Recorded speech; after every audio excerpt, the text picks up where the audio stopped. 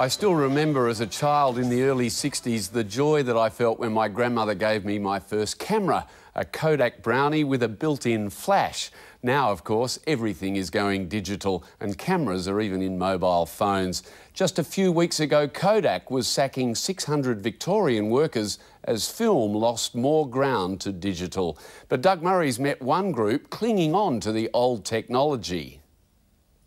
We treasure celluloid images while neglecting the photographers and their cameras.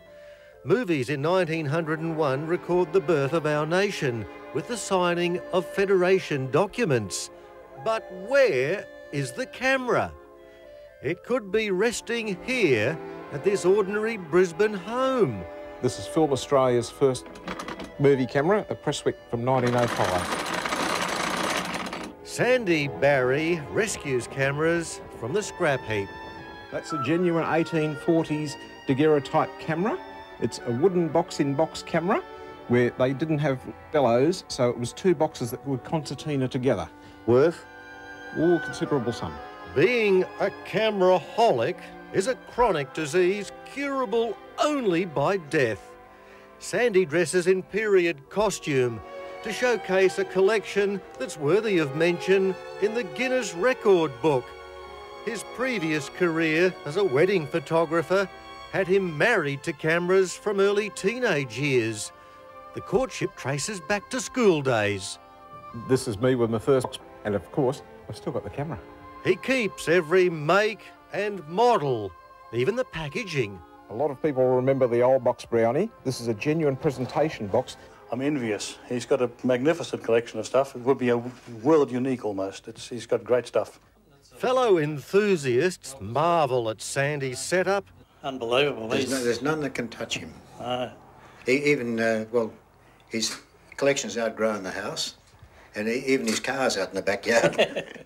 The wheels languish in the elements because indoors is reserved for you-know-what.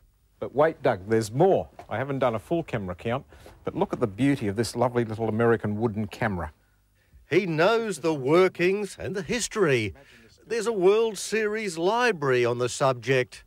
Thousands of photographs. I think the whole house is taken over by it. But wait, Doug, there's even more. Why doesn't that surprise me? Out the back, Sandy has a shed big enough for serious cameras. Now this, Doug, is a camera. It was going to be dumped, but I saved it for $100.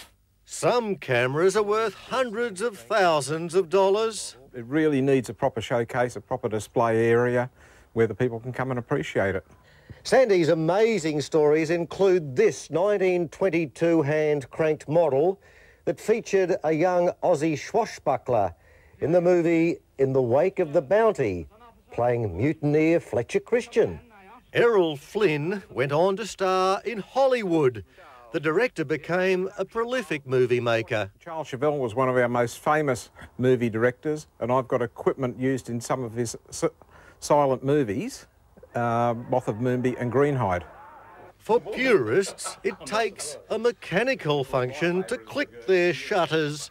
Digital is a dirty word. They won't be collectible in 5 years' time. They're not collectible now.